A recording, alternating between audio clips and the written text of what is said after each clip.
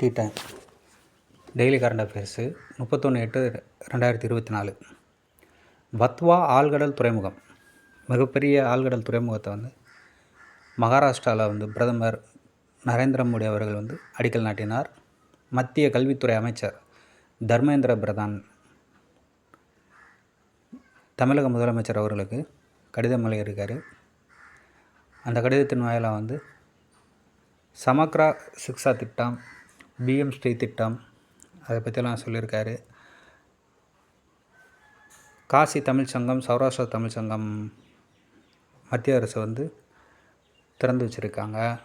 அதுபோக ஜூலை 29 பிரத்யோக தமிழ் சேனல் துவக்கி வச்சுருக்காங்கன்றதெல்லாம் அந்த கடிதத்தில் சொல்லியிருக்காரு. உத்தரகாண்டில் இயற்கை வேளாண் விற்பனை சார்ந்து தேசிய இயற்கை வேளாண் நிறுவனமும் இயற்கை வேளாண் கவுன்சிலும் புரிந்துணர்வு ஒப்பந்தம் போட்டிருக்காங்க. அமித்ஷா இதில் பங்கெடுத்திருக்காங்க. தேசிய கூட்டுறவு இயற்கை வேளாண் நிறுவனம் தான் இதற்கு முழுமையான தீர்வு அப்படின்றத சொல்லியிருக்காங்க. இயற்கை வேளாண் பொருட்கள் மீதான அந்த விருப்பம் மக்கள் மத்தியில் குறைஞ்சிட்டு வரன்றக்காண்டி அதை ஊக்குவிக்கிறதுக்காக உத்தரகாண்டில் இந்த நிகழ்ச்சி நடந்துச்சு. இதை கேள்வி கேட்கலாம். தேசிய இயற்கை வேளாண் நிறுவனமும் இயற்கை வேளாண் கவுன்சிலும் புரிந்துணர்வு ஒப்பந்தம் போட்ட இடம் எது அப்படின்னு கேட்டாங்கன்னா உத்தரகாண்ட்.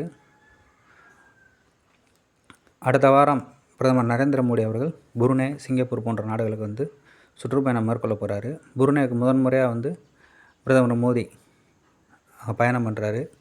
இந்திய பிரதமர் முத புருனே செல்கிறதும் இதுதான் முதல் தடவை. அதை மத்திய வெளியுறவுத்துறை செய்தி தொடர்பாளர் ரத்தீர் ஜெய்ஸ்வால்ன்றவர் சொல்லியிருக்காங்க. மத்திய வெளியுறவு செய்தி தொடர்பாளர் ரத்தீர் ஜெய்ஸ்வால். இந்திய பாதுகாப்புத்துறை அமைச்சர் ராஜ்நாத் சிங் திருவனந்தபுரத்தில் இன்றைக்கி மீட்டிங்கில் சொல்லியிருந்தாங்க. பெண்களுக்கு எதிரான பாலியல் வன்முறைகள் சார்ந்த குற்றங்களுக்கு கடுமையான தண்டனை வழங்குறதுக்கு பரிசீலனை பண்ணிக்கிட்டு இருக்கோன்றதை சொல்லியிருக்காரு.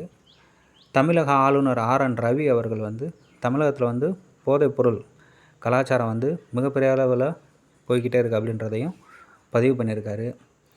முதலீடுகளை ஈர்க்கும் தொழில் மாநாடுல பங்கேற்கிறதுக்காக தமிழக முதல்வர் MK ஸ்டாலின் அவர்கள் அமெரிக்கா போயிருக்காங்க. அந்த மாநாடோட கூட்டம் எங்கே நடந்துச்சு அப்படின்னா அமெரிக்காவில் இருக்கக்கூடிய சான் பிரான்சிஸ்கோவில் தான் நடைபெற்றது. பாரிஸில் நடைபெறும் பாரா ஒலிம்பிக் போட்டியில் ஒரே நாளில் 4 தங்கப்பதக்கம் வென்று இந்திய வீரர்கள் சாதனை படைச்சிருக்காங்க. மகளிர் 10 மீட்டர் ஏர் ரைஃபிள் பிரிவு, துப்பாக்கி சுடுதல் 10 மீட்டர் ஏர் ரைஃபிள் பிரிவில் தங்கப்பதக்கம் வென்றிருக்காங்க. யாருன்னா அவானி லக்காரா. இவங்க 249.7 புள்ளிகள் பெற்று முதலிடத்தை பிடித்து தங்கப்பதக்கம் வாங்கியிருக்காங்க. அதே மகளிர் 10 மீட்டர் ஏர் ரைஃபிள் பிரிவு துப்பாக்கி சுடுதலில் மோனா அகர்வால் அப்படின்றவங்க 228.7 புள்ளிகள் பெற்று வெண்கல பதக்கம் பெற்றிருக்காங்க. ஆடவரை பொறுத்த வரைக்கும் ஆடவர் 10 மீட்டர் ஏர் ரைஃபிள் பிரிவு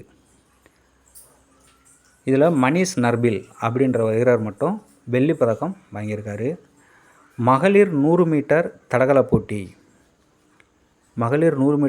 போட்டியில் பிரீத்தி பால் அப்படின்றவங்க 14.21 வினாடியில் கடந்து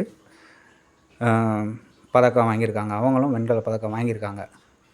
மொத்தம் ஒரே நாளில் ஒரு தங்கம், 2 வெண்கல பதக்கம், 1 வெள்ளி பதக்கம். பாரா ஒலிம்பிக் போட்டி.